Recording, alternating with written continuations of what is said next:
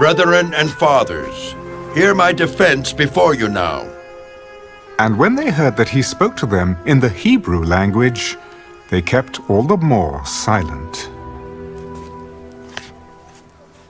I am indeed a Jew, born in Tarsus of Cilicia, but brought up in this city at the feet of Gamaliel, taught according to the strictness of our father's law, and was zealous toward God as you all are today. I persecuted this way to the death, binding and delivering into prisons both men and women, as also the high priest bears me witness, and all the council of the elders, from whom I also received letters to the brethren, and went to Damascus to bring in chains even those who were there to Jerusalem to be punished. Now it happened as I journeyed and came near Damascus at about noon, suddenly a great light from heaven shone around me, and I fell to the ground and heard a voice saying to me, "Saul, Saul, why are you persecuting me?" So I answered, "Who are you, Lord?" And he said to me, "I am Jesus of Nazareth, whom you are persecuting." And those who were with me indeed saw the light and were afraid, but they did not hear the voice of him who spoke to me. So I said, "What shall I do, Lord?" And the Lord said to me, "Arise and go into Damascus, and there you will be told all things which are appointed for you to do." And since I could not see for the glory of that light, being led by the hand of those who were with me, I came into Damascus. Then a certain Ananias, a devout man according to the law, having a good testimony with all the Jews who dwelt there, came to me, and he stood and said to me, "Brother Saul, receive your sight." And at that same hour, I looked up at him. Then he said, "The God of our fathers has chosen you, that you should know his will and see the just one, and hear the voice of his mouth. For you will be his witness to all men of what you have seen and heard. And now, why are you waiting?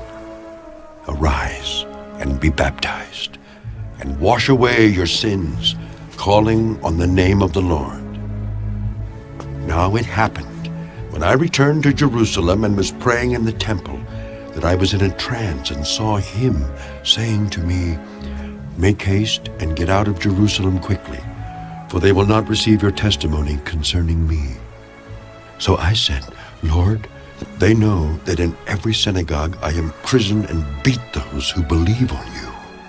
And when the blood of your martyr Stephen was shed, I was also standing by consenting to his death and guarding the clothes of those who were killing him."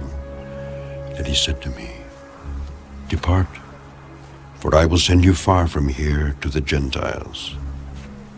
And they listened to him until this word, and then they raised their voices.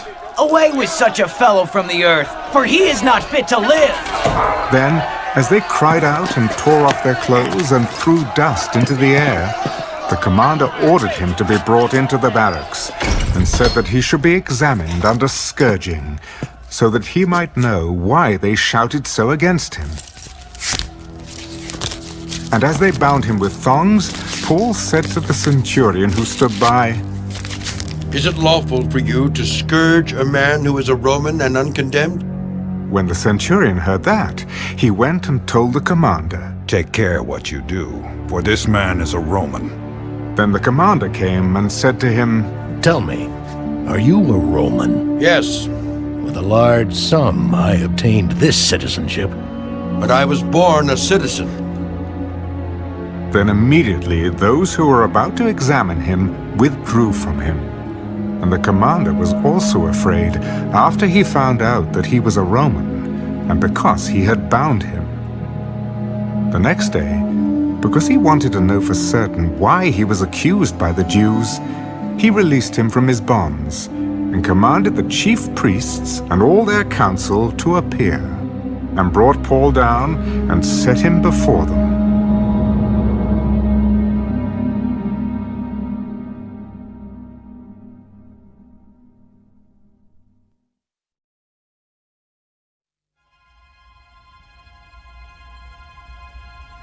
Then Paul, looking earnestly at the council, said, Men and brethren, I have lived in all good conscience before God until this day.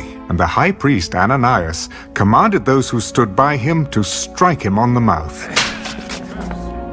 God will strike you, you whitewashed wall. For you sit to judge me according to the law, and do you command me to be struck contrary to the law? Do you revile God's high priest? I did not know, brethren, that he was the high priest. For it is written, you shall not speak evil of a ruler of your people. But when Paul perceived that one part were Sadducees and the other Pharisees, he cried out in the council, Men and brethren, I am a Pharisee, the son of a Pharisee. Concerning the hope and resurrection of the dead, I am being judged. And when he had said this, a dissension arose between the Pharisees and the Sadducees, and the assembly was divided. For Sadducees say that there is no resurrection, and no angel or spirit, but the Pharisees confess both. Then there arose a loud outcry, and the scribes of the Pharisees' party arose and protested, We find no evil in this man, but if a spirit or an angel has spoken to him, let us not fight against God. Now when there arose a great dissension, the commander, fearing lest Paul might be pulled to pieces by them, commanded the soldiers to go down and take him by force from among them, and bring him into the barracks. But the following night, the Lord stood by him. Be of good cheer, Paul, for as you have testified for me in Jerusalem, so you must also bear witness at Rome.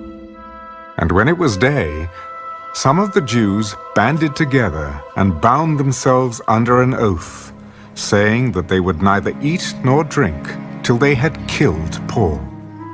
Now there were more than 40 who had formed this conspiracy. They came to the chief priests and elders. We have bound ourselves under a great oath that we will eat nothing until we have killed Paul. Now you, therefore, together with the council, suggest to the commander that he be brought down to you tomorrow, as though you were going to make further inquiries concerning him. But we are ready to kill him before he comes near. So when Paul's sister's son heard of their ambush, he went and entered the barracks and told Paul. Then Paul called one of the centurions to him. Take this young man to the commander, for he has something to tell him. So he took him and brought him to the commander. Paul the prisoner called me to him and asked me to bring this young man to you. He has something to say to you. Then the commander took him by the hand, went aside, and asked privately, What is it that you have to tell me? The Jews have agreed to ask that you bring Paul down to the council tomorrow, as though they were going to inquire more fully about him. But do not yield to them, for more than 40 of them lie in wait for him, men who have bound themselves by an oath that they will neither eat nor drink till they have killed him. And now they are ready, waiting for the promise from you. So the commander let the young man depart, and commanded him, Tell no one that you have revealed these things to me. And he called for 2 centurions. Prepare 200 soldiers, 70 horsemen, and 200 spearmen to go to Caesarea at the 3rd hour of the night, and provide mounts to set Paul on and bring him safely to Felix the governor. He wrote a letter in the following manner. Claudius Lysias, to the most excellent governor Felix, greetings. This man was seized by the Jews and was about to be killed by them. Coming with the troops, I rescued him, having learned that he was a Roman. And when I wanted to know the reason they accused him, I brought him before their council. I found out that he was accused concerning questions of their law, but had nothing charged against him deserving of death or chains. And when it was told me that the Jews lay in wait for the man, I sent him immediately to you, and also commanded his accusers to state before you the charges against him. Farewell.